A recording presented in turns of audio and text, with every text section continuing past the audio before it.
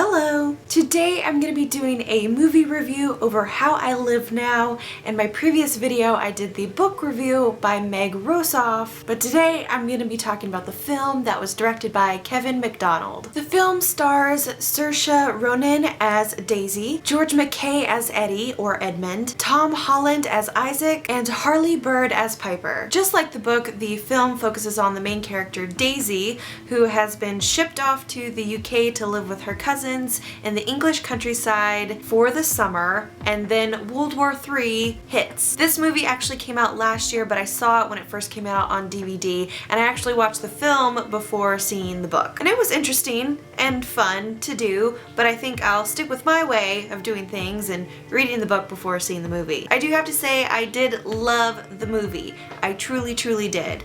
But there are some major differences between the book and the movie, and not in the, oh, they have to make like, you know, changes here and there, but no, they're like character changes, death changes. Daisy's story itself is the same. They've just chosen to play it out differently than the book. And if they hadn't done such a really good job of telling Daisy's story and this beautiful cinematography and the actors themselves having such a wonderful relationship and how it just overall looked and made me feel and captured Daisy's story. Had they not done all of that so well, I probably would have been a little bit more miffed than I am, but I'm actually pretty okay with all the changes that they made, and I still think it is a wonderful story. I was surprised to learn that this movie is actually rated R, which makes sense because there are a lot of F-bombs dropped. And a sexy scene between cousins, which they sort of just grazed over the whole fact that they were cousins. It was just quickly mentioned, like, very subtly, and I can understand why they chose to do that, because they wanted the focus to be on Daisy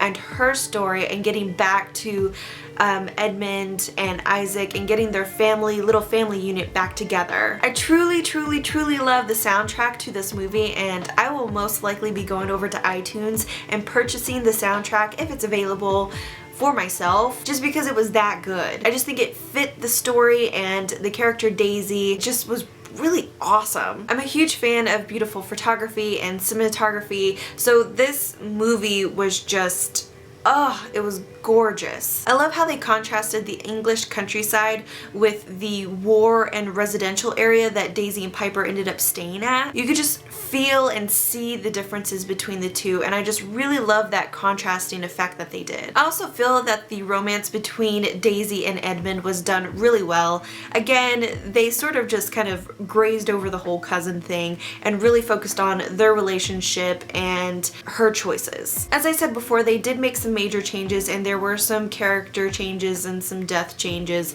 and I'm gonna leave it at that because I don't want to spoil anything. But if you're gonna see the movie, I would highly recommend also reading the book so you know those differences and you can see it played out differently in a couple ways. One of my favorite scenes was actually when the bomb hit London. And when I said World War III hit, I really mean like a nuclear bomb like started it. The way that they did the whole nuclear bomb and their reaction to the start of the war was done so well. There they were, blissful and in their little haven, untouched by the rest of the world. And then the nuclear bomb hits, and it seems like it just almost interrupts their haven that they have going on. And that's really when they realize, okay, there is a war going on and it has finally made it to our home. There are so many parts of this film that I just truly enjoyed. I really loved how they told the story overall. Like I said, the cinematography, the soundtrack,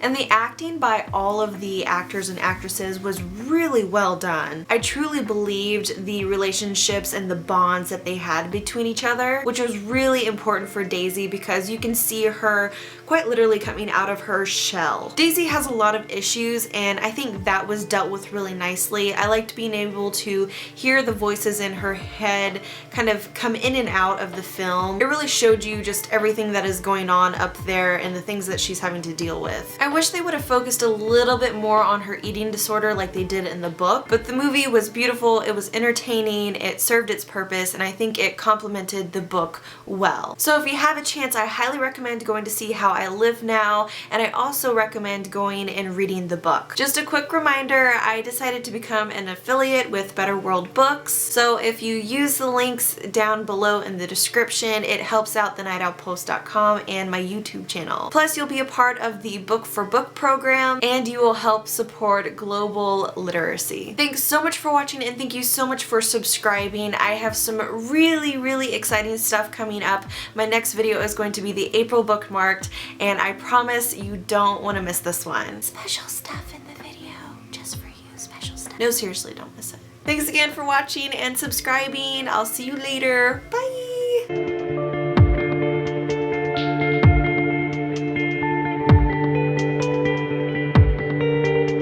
I'm so tired right now. I'm so tired.